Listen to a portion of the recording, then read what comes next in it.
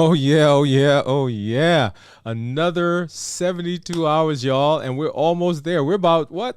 15 minutes away from breaking our fast this week in our 72-hour fast. Hey y'all, this is Dr. Dwayne Wood. That's Wood with an E. The E stands for endocrinology. Here on the channel, I educate, I empower, and I encourage you to take charge of your health in your life, avoid complications, and go to the next level, creating that life you've always wanted. And in this year, new year, new you.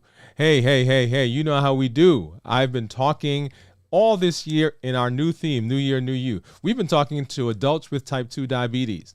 But all of you who are out there who don't have diabetes, don't turn off, don't go away, because the very same things that we talk about when we talk to our diabetics are the same things that are going to help you manage some of your chronic illnesses: high blood pressure, high cholesterol, non-alcoholic fatty liver disease, obesity. That's right, or being overweight, people who are pre-diabetic are at risk for having coronary artery disease, and on and on and on and on. And you guys know how we do it, right? I've got my monitors here. I've got my Dexcom. We're going to show you what those are, what my blood sugars have been doing. I've got my meters over here, so we'll see some of those numbers. I've got my graphs. And as you know, 72 hours is coming right up here in just a few minutes. You know, one of the things that we've been talking about is this idea of fasting. And fasting is an amazing tool that we have learned on how to put our diabetes in remission. In fact, how to reverse diabetes, how to get you off of some of those medications. And the question that I always get asked is, why don't more people fast? You know, here's a funny story.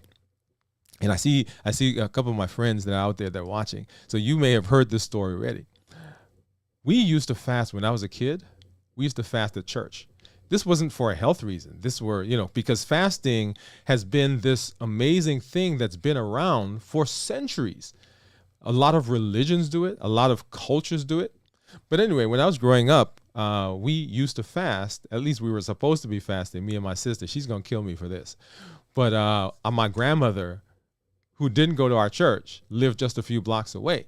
And so we'd be at church and everybody would be fasting. I don't know. I was maybe 6, 7 years old. And my sister was older. So we would sneak over to my grandmother's house, and we would get a little something to eat. I know, bad story. And so we would sneak back over to church, and we would be there with the rest of the people that were fasting. And so a lot of people begin fasting. They have the idea. In fact, when I talk to patients in the office, one of the very first things they say to me is, "I can't fast." And I said, "Why?" And so they give me a list of things or reasons why they think they can't fast. But I want to let you know that you already are starting to fast for a brief period. Sometimes a lot of people are fasting for 8 and 12 hours, right? We'll talk a little bit about that as we get into the show tonight. If you're out there, go ahead and say hello. I do see some folks. Hey, Jennifer. Jennifer is saying, "Howdy, all." I'm glad that you're here, that you are. Jennifer is one of our community members. I do see some folks over there on Instagram. Shout out to all of you who are watching us even now. Thank you for joining us in our show.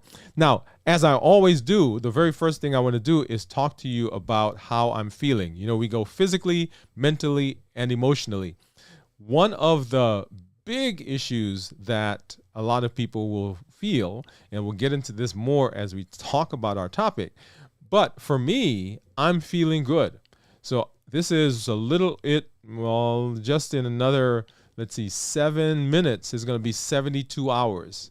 That's 72 hours, y'all, of not having anything with any calories in. And you would think that I would be tired, but I'm actually feeling pretty good. As we talk here in a minute, you'll understand why that is. So energy-wise, I'm feeling good. I went to the doctor today. I had my ophthalmology exam. For those of you out there who are diabetic, once a year you should be getting that done. I was a little behind, so I went in today, got a good report, actually an amazing report. We'll share more in other shows about that. And so today, this morning, woke up and had to go to church to do some things there.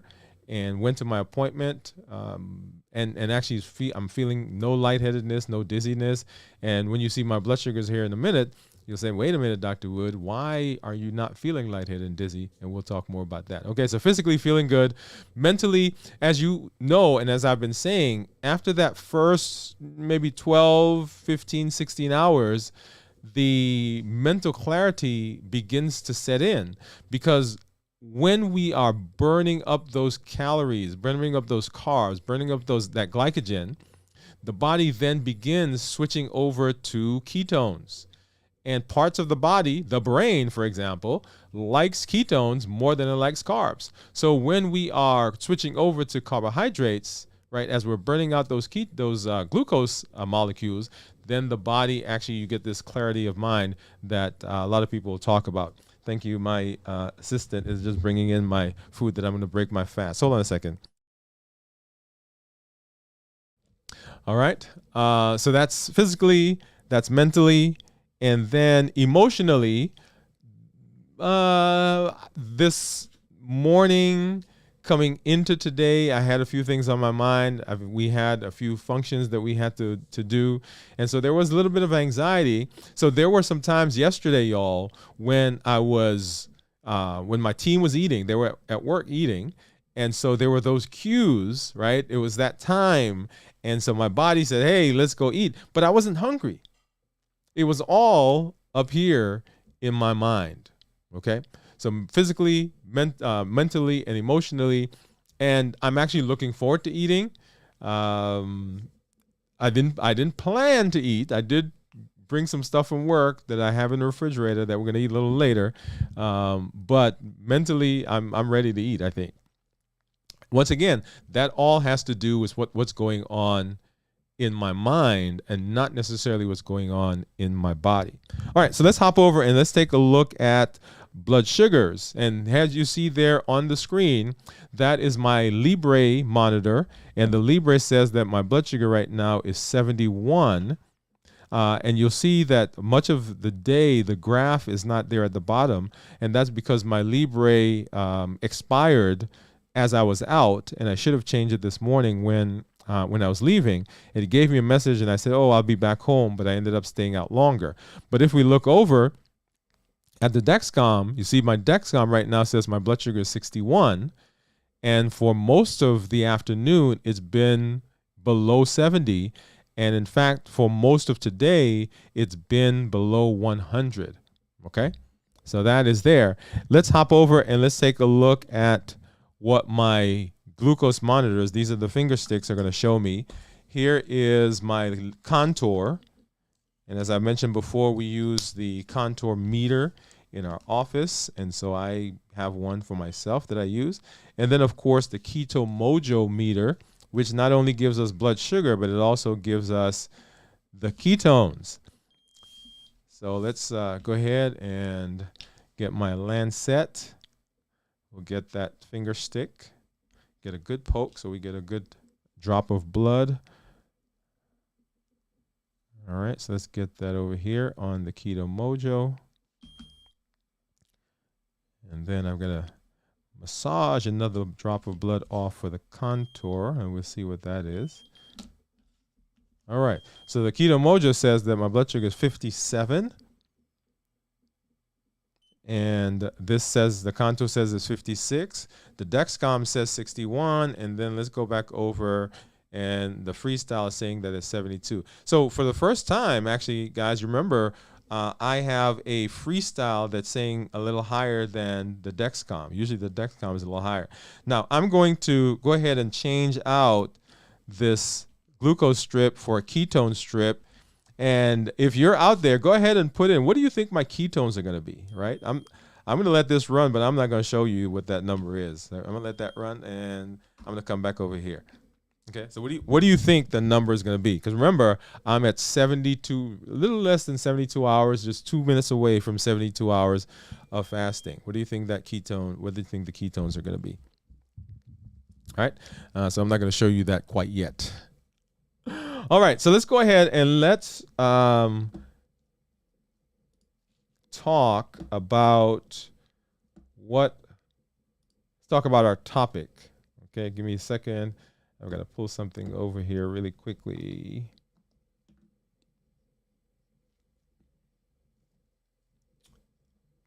So our topic tonight is, why are you not fasting? Basically, right? So that's the question.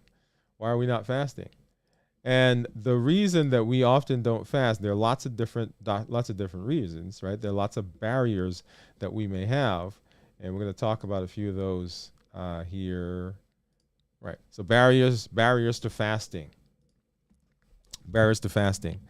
And they are simple ones, right? And when I say simple, they are things that people commonly think about. There are some nuances that we'll kind of get into here in just a minute. But there's the list, right? There's the list, right? Understanding and managing hunger. As I said just a minute ago, I yesterday had some things that went on that caused me to think about eating, right? If you remember our heat model, the heat model says that there are some triggers that push us in the direction of eating. That is hunger, emotions, access, and taste. And that hunger that you see right there is one of the ones that inhibits or prevents people from fasting. They can say, I'm going to be hungry. And right here, the important question, and I asked this to patients in the office, clients that I have, I said, what does hunger feel like? And I want you right now to be thinking to yourself, what does hunger feel like? Remember, hunger is the body saying that I need energy to work. I need energy for the heart to beat. I need energy for the brain. I need energy for the lungs to breathe. I need energy to exchange nutrients in the bloodstream. I need energy to walk, right? So that's what hunger is. Hunger is the desire, the body saying, hey, put some food in because I need this stuff to work. If that's the case, then they tell me that the average person has an excess of 100,000 calories that are stored in their body.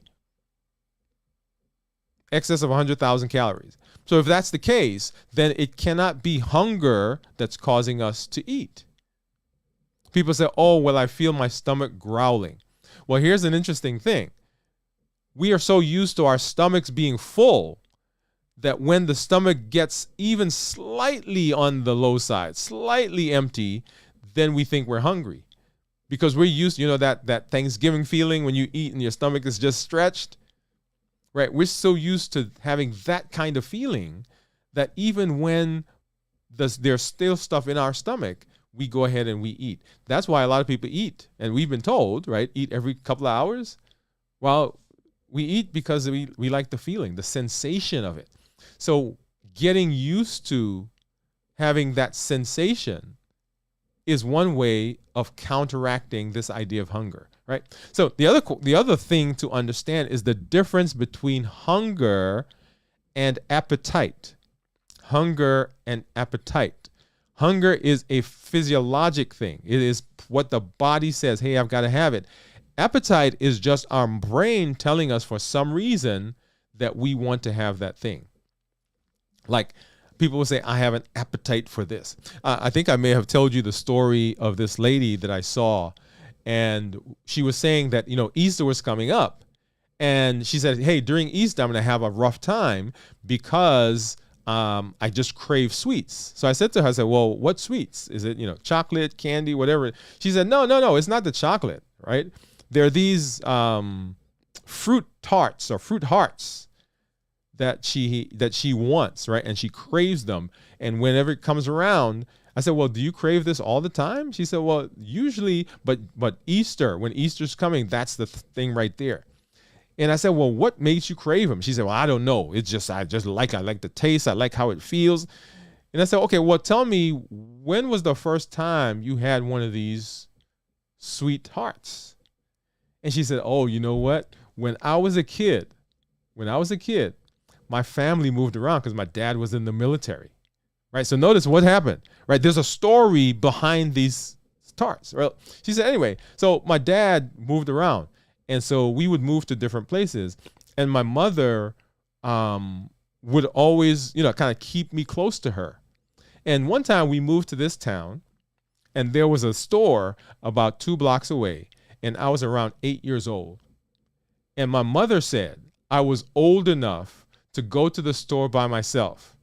And I went to the store. When I went to the store by myself, the first thing that the guy in the store sold me were these sweet tarts. And so every time I eat them, I remember being old enough, being able to do something for myself, being self-sufficient. Now notice, y'all, it's not the tart that's doing it. It's the feeling that she was getting from it. So hunger, sometimes it's the appetite that we're chasing, and it's not the physical hunger. Now, if you're out there, I see some one of my pastor friends out there that will preach. That will preach. We're not chasing the food, right? We're chasing what the food gives us. We're chasing what the food does to us. We're chasing the relationship. We're chasing the emotions. We're chasing the. Here's one. Here's mine, right? If I land in New York right now, if I fly into LaGuardia, fly into JFK, when my sister picks me up from the airport, we're going to get a hot dog, a slice of pizza, and some Chinese food. Why? Because when I was hanging out with my dad, guess what we got? We got hot dog, pizza, and Chinese food. So guess what I'm chasing? I'm not chasing the food. I'm chasing the feeling that the food gives me, the memory that it brings to me. Okay? So understanding the difference between hunger and appetite is an important one for us to know, because sometimes we mistake appetite, that desire, for hunger. You got it? You got it? Okay. And so that's one. That's one of the things. Well, what's another one? Another one is navigating social and cultural eating. Social and cultural eating. And for this, it goes back to one of our food triggers, and that's the trigger of habit, right? Remember HEAT? That's the acronym: habits, emotions, access, and taste. So habits, we do things because that's just what we do. We eat because the team at work is eating. We eat because it's time to eat with the family. I've got a friend who lives up in Nashville. I've got a friend who lives down in Birmingham, right? And if we get together, if one of them calls me up and say, hey, I'm coming to town. Hey, you know what we do? Hey, let's go meet at Panera. Let's go eat at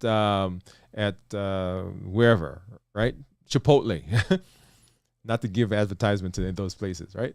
Or nothing but noodles, right? So we'll sit, we'll eat. Now, here's the thing. I could have just finished eating with my family, and we just sat down to maybe watch something on TV. Or I come in the study and I'm sitting here, and one of them calls me up and say, hey, I'm passing through. You want to meet? Say, sure, let's go eat. And not go eat, let's go meet somewhere. And we go there, and I may get something to drink. I may get a muffin. I may get a bagel. Why? Because that's what we do. There are those cues. And so often we don't fast, or we say we can't fast because, my birthday is coming up. Or I'm going to this wedding, or I'm going to this place, or we're going to the movies, or you know what? Alumni is coming up. You guys remember last week I broke my fast 6 o'clock in the morning or 6:30 in the morning? Why did I break the fast? Because I had some friends who were coming into town, and we decided we're going to have breakfast. Right? I shouldn't say I broke the fast. I interrupted the fast. Right? So there are these social things. And often the way to navigate those, like I told you last week, what I should have done was started the fast a day early, right? Because normally I fast Wednesday, Thursday, Friday, so 72 hours.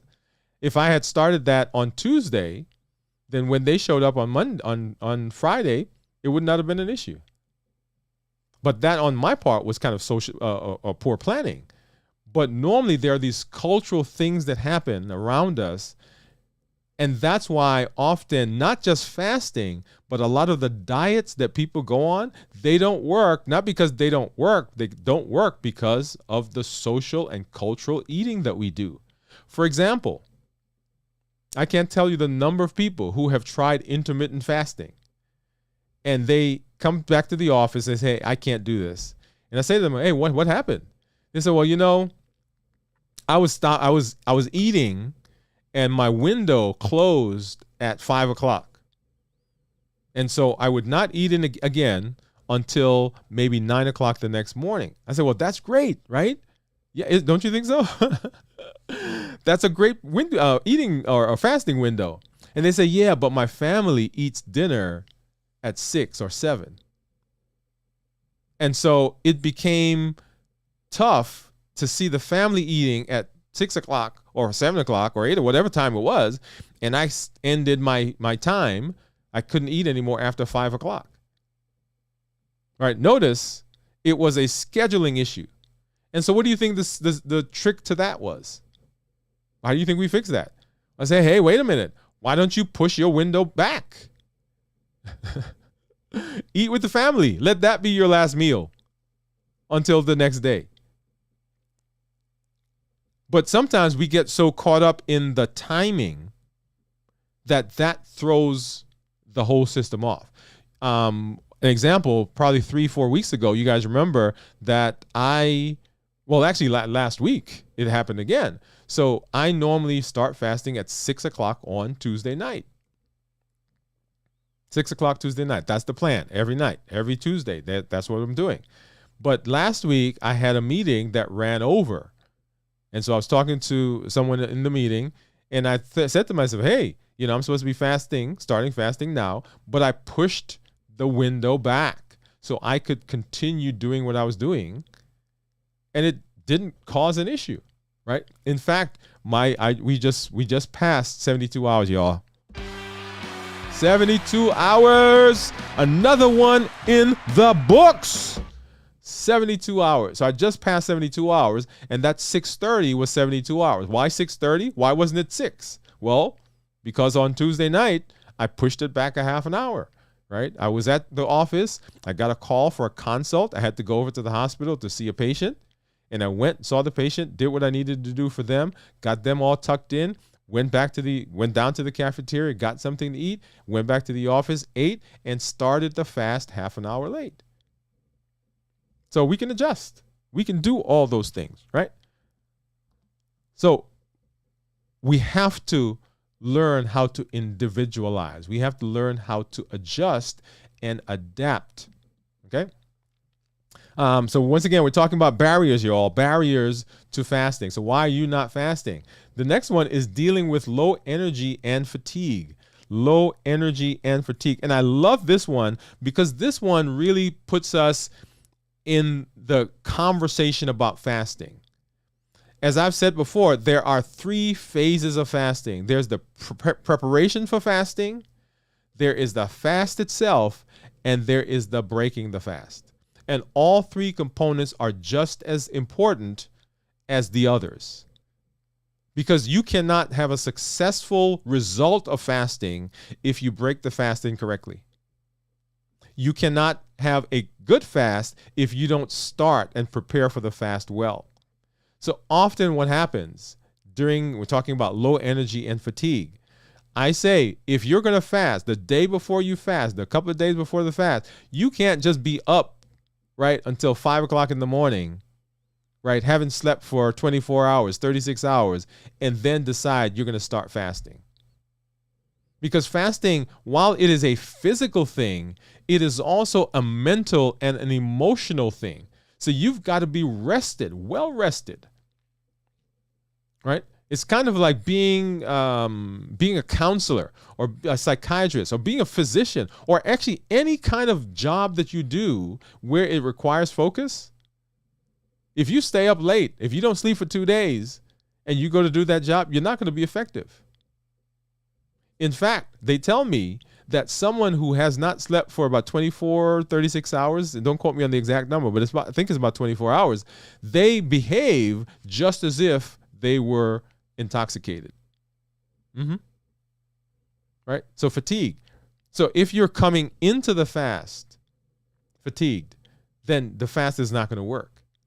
And if you're coming into the fast fatigued, you're going to have low energy.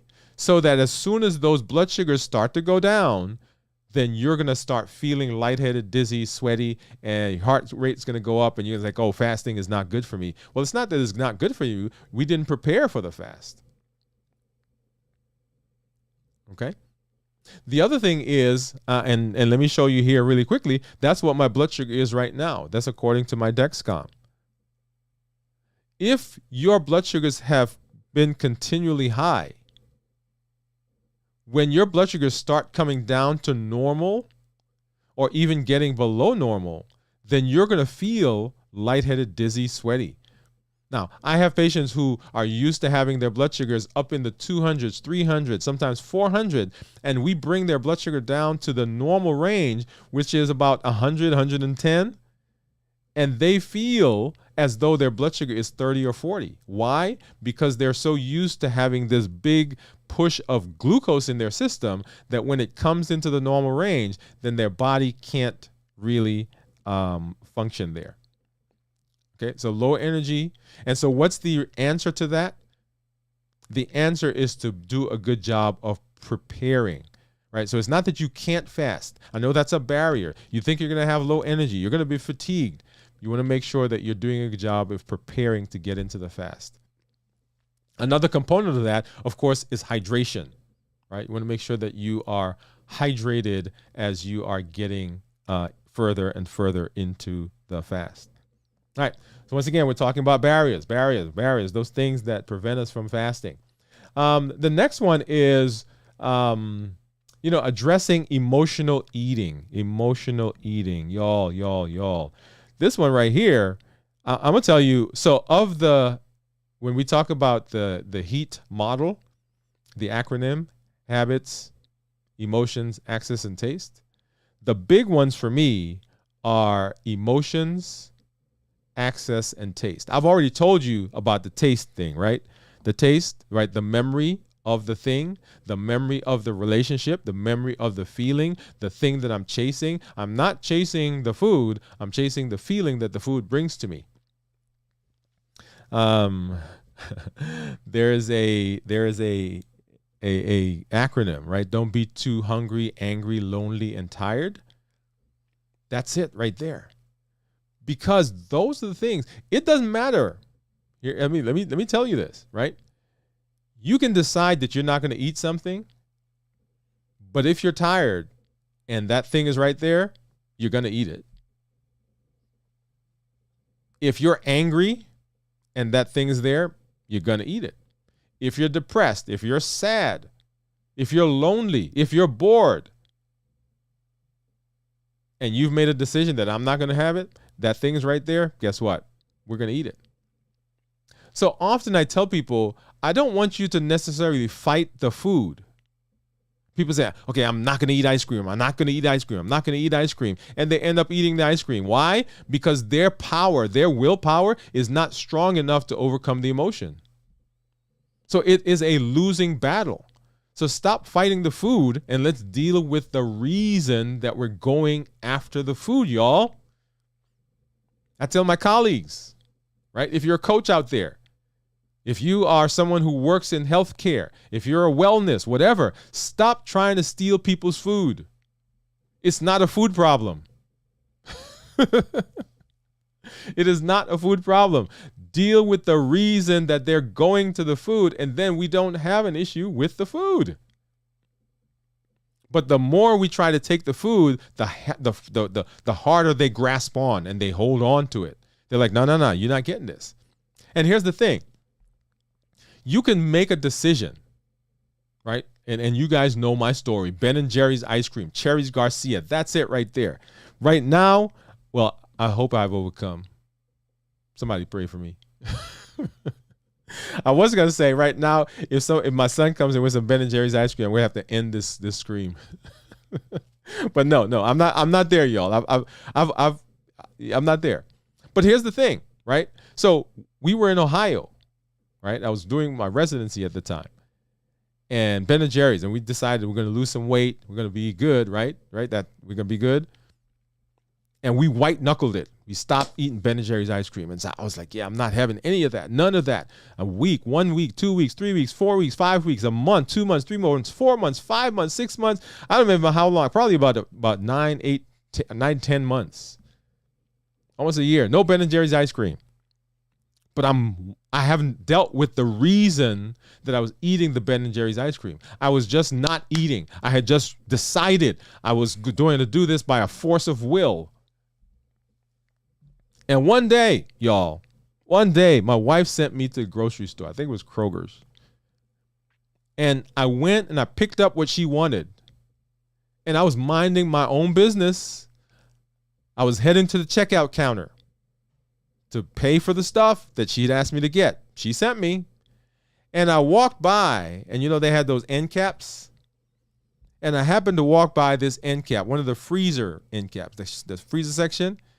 And it said, y'all, Ben and Jerry's ice cream.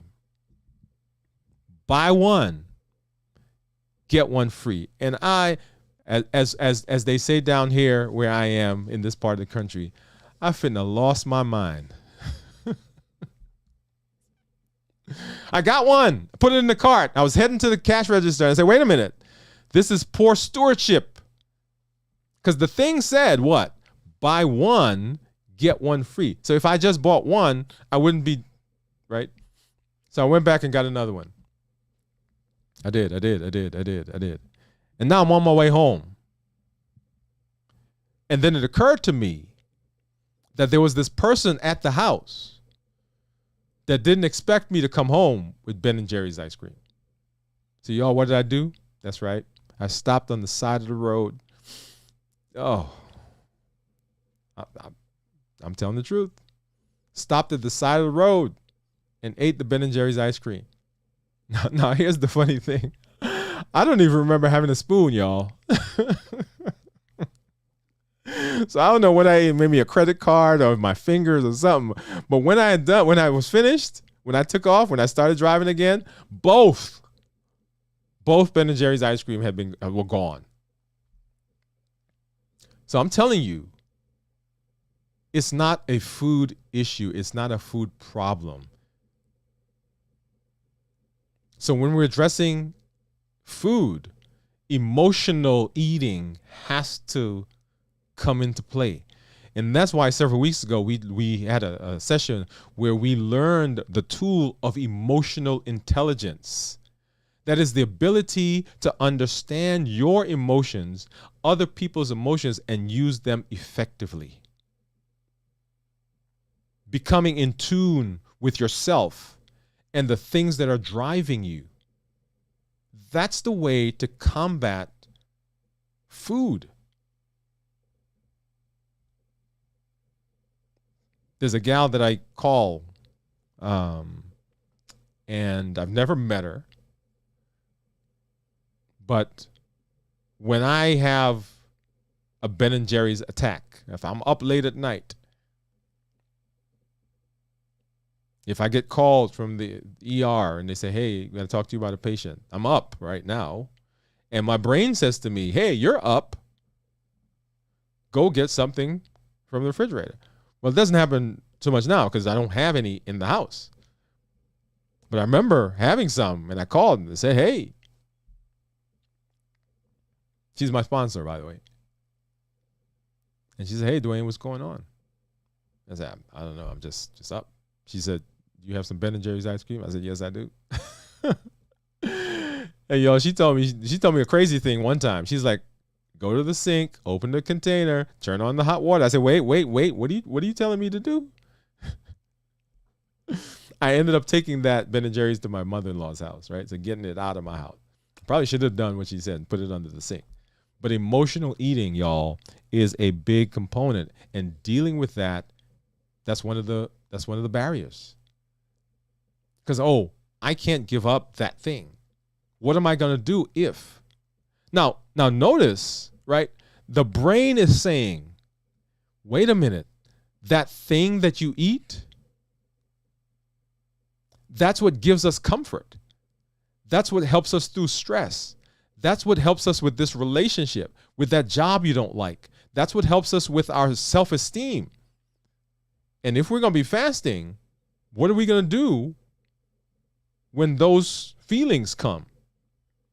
And so what's the treatment for that? The treatment is to figure out how to handle the feeling, y'all, the emotion, and not the food. Okay? So once again, we're talking about barriers. So addressing emotional eating, and then overcoming weight loss plateaus. People say, I've tried it before. I've tried this, I've tried that, and it doesn't work. And the reason that we sometimes will get into plateaus is that in the fast, remember we said that preparing for the fast is great, got to do that. Going through the fast, great, got to do that.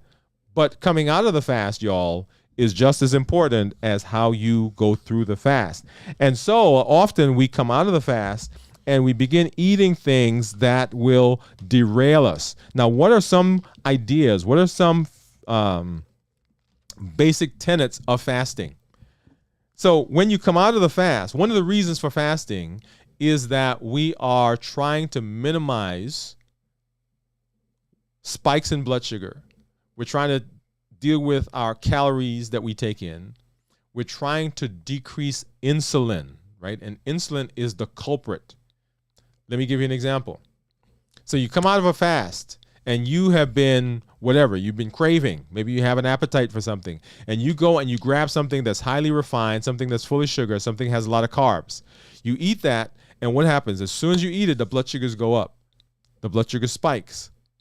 And people say, oh, it was the blood sugar that caused me to eat. It wasn't the blood sugar. It's the fact that your body now has to produce insulin to combat the high blood sugar. And when insulin comes, insulin does a couple of things. Well, more than a couple, but two that I'm going to talk about.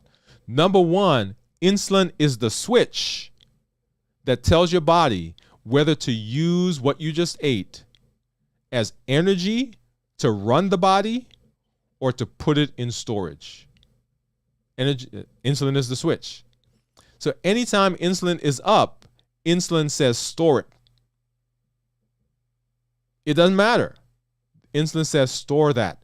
You just ate it. Insulin is high. Insulin comes up because you ate something that's highly refined, something that has a lot of sugar, a lot of carbs, and that everything, all that you just ate, the signal for that says put it in storage.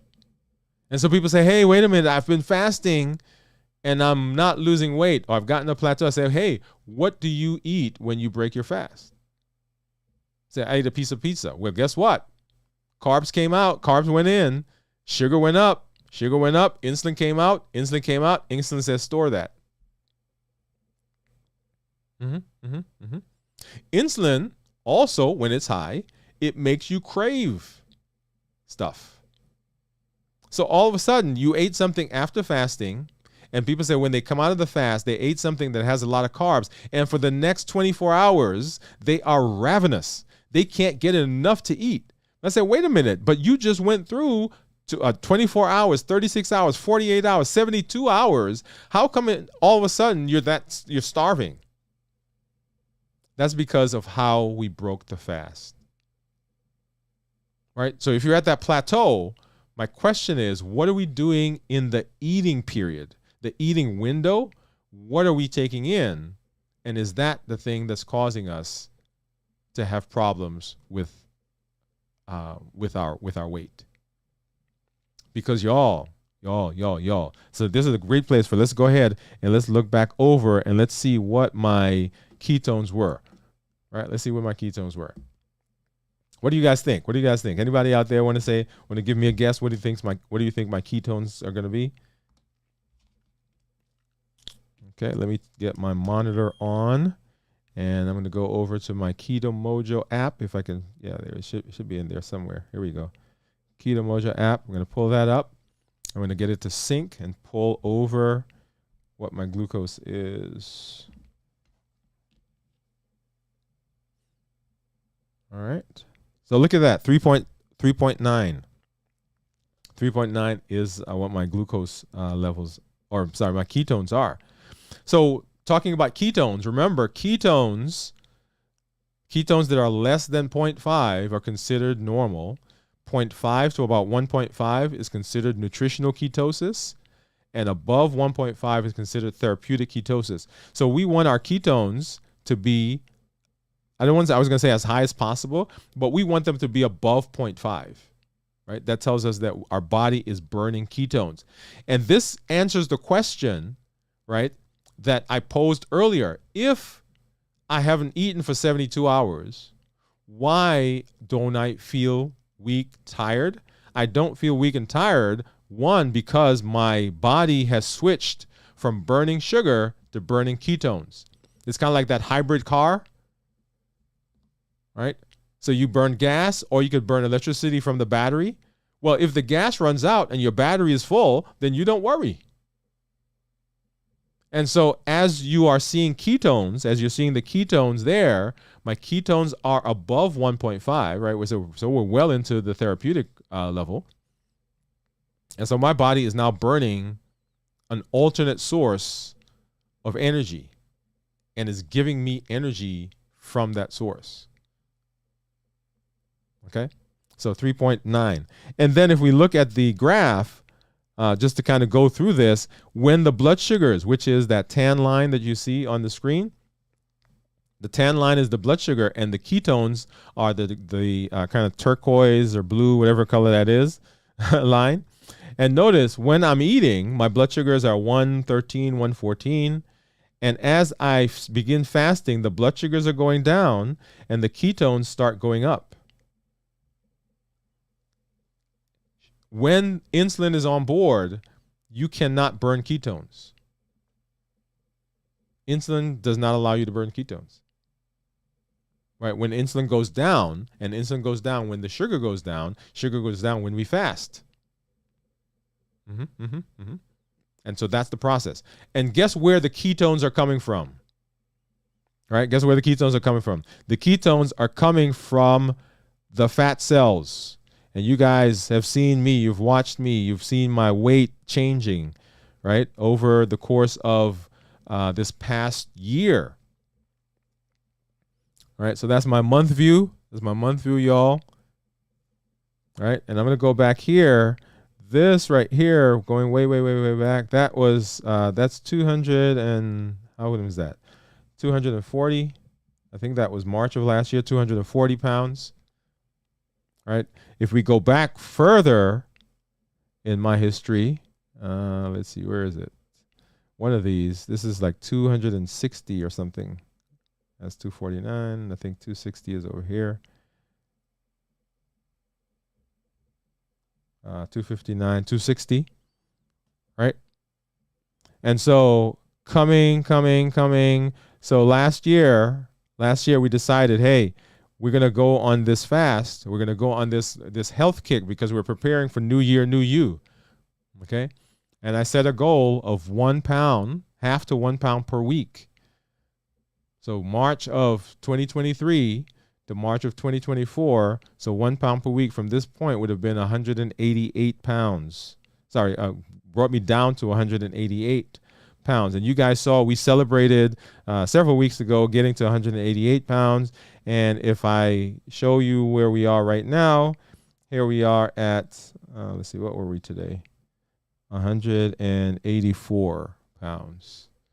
So where is the body getting the ketones from to work? The body's getting the ketones from burning the fat cells or burning the fat within the cells.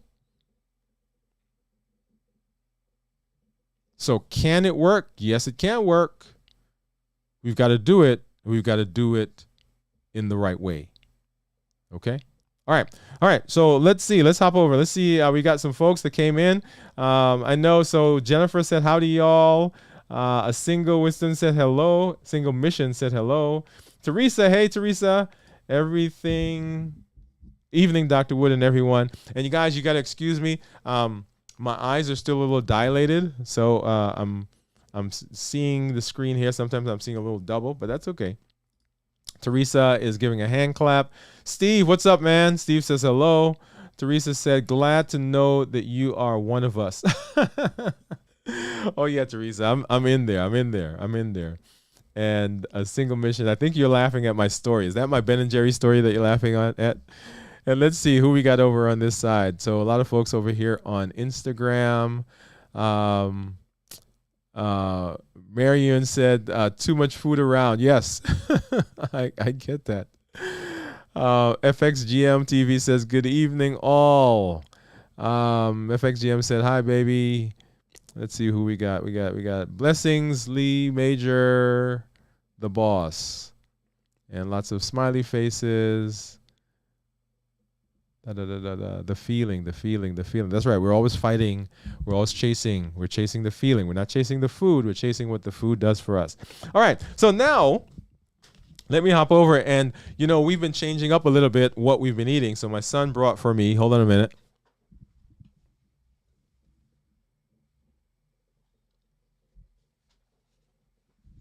My son brought for me what we're going to be using tonight to break the fast. And I'm actually a little bit over my fasting time, right? So I should have ended about, half an hour ago.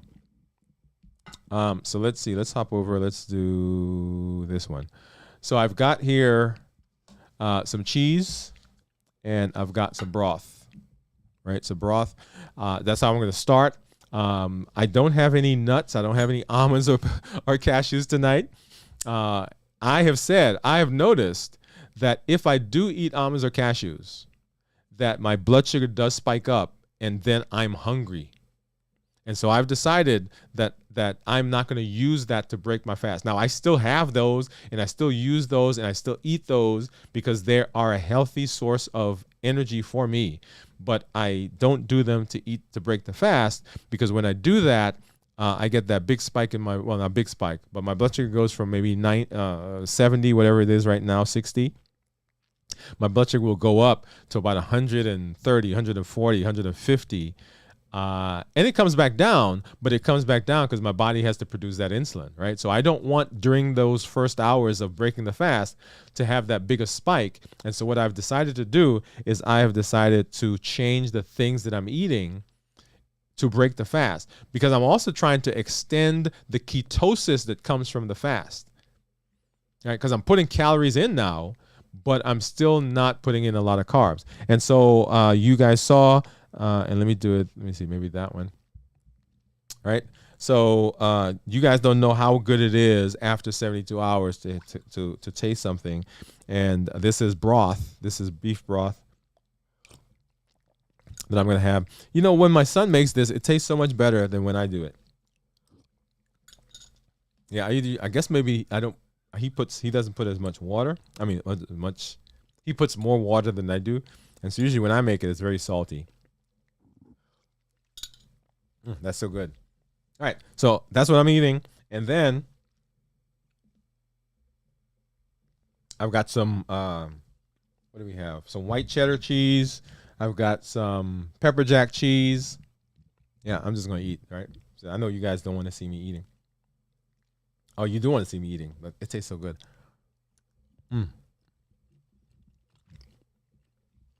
Love it. This is white cheddar.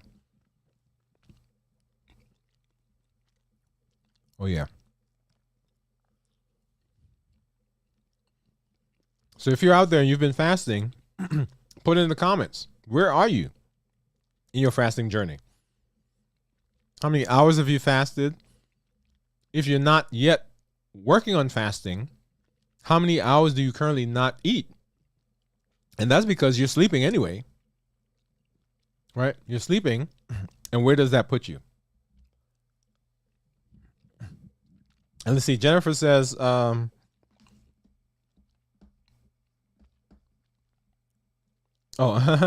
Teresa says, yes, your stories are funny. Funny and true. And then Jennifer says, I didn't get through fasting this week due to high stress. Ate healthy until today. Had nachos for lunch. Started a 36-hour fast this afternoon. Good for you, Jennifer. Awesome. Now, Jennifer, I'm actually glad that you said that. Remember, for everybody who's watching, during the fast, you have to listen to your body. Listen to yourself. Okay? Your body will tell you, give you different signals. That's part of the emotional intelligence, being able to listen and hear what your body's saying and deciding that it is okay for me to interrupt this fast, or okay for me to delay this fast, so that I can take care of myself, so that when I get into the fast, that the fast can be successful. So Jennifer, thank you for saying that, and thank you for sticking in there, hanging in there. Okay. All right. So let me take one more bite. This is gonna be I'll do more white cheddar. And so for everyone, the platform that we work with is the Triple E Formula for Success. And the Triple E Formula for Success says here on the channel, we educate, we empower, and we encourage. The shows that we do, the blogs that we do, the podcasts that we do, the website, all of that is because we're educating.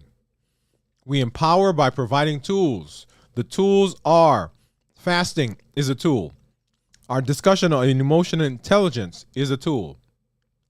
We talked about being able to look at food and decide what are healthy things for diabetics to eat. That's a tool. Okay? All these tools that we're giving, that gives you empowerment. Because it's great to get information, but information does not change you.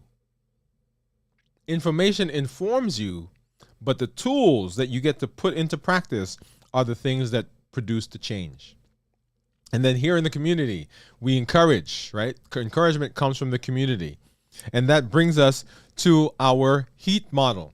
The HEAT model, these are the things that are going to derail you. These are the things that are going to come to mind. These are the things that are going to push you in a direction to interrupt, break, and to stop doing what you're doing in your progress towards being healthy. They are the habits that we have, the emotions that we have, the access that we have to food and other things, and the taste that we have. Remember, the perfect combination of sugar, salt, and fats. That's what the manufacturer wants, so that you can, when you eat it, you say, man, I can't just have one of these. I'm going to have some more. And we keep eating and eating and eating and eating. That derails us. And then our call to action, y'all. Number one, get into the challenges that we're doing here on the show, here in the channel, here as part of what we do, part of the platform. We do a challenge, and the challenge comes out about once a month. Right? January was to work our way up to a fast, 24 hours. February was to work our way up to fasting 24 hours once a week. March was being able to sit down and figure out from the HEAT model, which are the things that push us, which are the things that drive us to eat. And then here in this month, in the month of March, our, as soon as I said that and I look down, I don't see it on my screen. But give me just a second, guys. Yeah, our challenge for this month is to create a meal. Okay, I'll have to pull that up in a minute. Our challenge for this month is to create a meal. And there were some parameters that we had for the meal that we wanted you to create. We wanted to have some starchy foods, some non-starchy vegetables in there, protein, lean protein, good fats, not a lot of processing, no added sugar, and the appropriate portion size, and we wanted it to taste good. You see that? All those things, because if you don't like what it is, then you're not going to eat it. Of course, we had a show several weeks ago where we talked about introducing different foods into your regimen so that you become more familiar with different things, right? So that is something you've got to do. But other than that, we want you to make sure that you're preparing foods that are tasty and healthy and that follow those parameters. And okay, here we are. Let me go ahead and pull this up. I'm going to show you. Give me just a second. Okay, that's the beauty of being live, right? Okay, here we are. So let's go ahead and pop that over. Okay, there it is, right? Whole foods. Foods as close to what you foods. Well, this is not the one, sorry. All right, guys, give me just a second. But whole foods that are close to natural as possible. Minimize processed foods. No sugar added. Starchy and non-starchy foods in there. Yeah, here it is. This is the right one. The other one had all kinds of words in there that I will talk about later. Okay, here it is. All right, so whole foods. Minimize processed foods. No added sugar. Starchy foods, non-starchy foods on the plate. Healthy fats and lean protein. We want it to be tasty and the appropriate portion sizes. All of those are the criteria for our challenge. You've got a month. Do it. Take a picture. Send it to us. Let us know. If you want to do a video, send me the video and I'll play the video. If it's appropriate, I'll put a video on the show. Okay? All right. So back to our call to action. Number 1, get into the challenges. Number 2, share your story. When you come on, tell us what's going on. Just like Jennifer told us about her 36 hours that she's starting, that she delayed it. Right? That's okay. Wherever you are, share that. When you share your successes, other people are encouraged. When you share your challenges, other people say, I'm not alone. Right? The community is as strong, community is as good as you are as you're in the community sharing your story. And then invite someone, invite a friend. There are over 430 million people around the world that have diabetes. In the United States, 37 million alone with diabetes. 88 million in this country that are pre-diabetic. Not to mention all the people that have polycystic ovarian syndrome, non-alcoholic fatty liver disease, metabolic syndrome, obesity, and on and on and on. So for you who are out there who think, hey, he's talking to diabetics, this is not for me, that is not true. Because the very things that we do, that we talk to diabetics about, are the very same things that can help you in your disease process. So invite someone to the show. Let them know what we're doing. Send them a link. Get together and say, hey, let's go watch some of these videos together.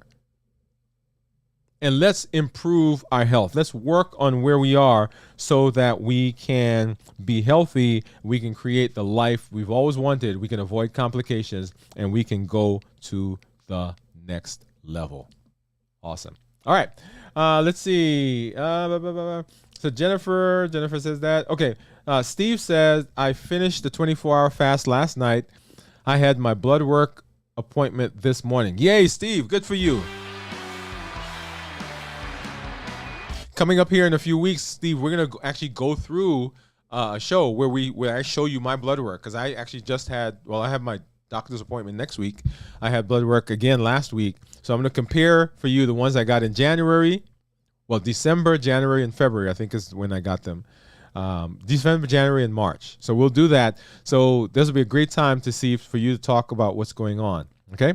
Let's go back here for a second. For our challenge or our call to action, remember we're having our next community meetup.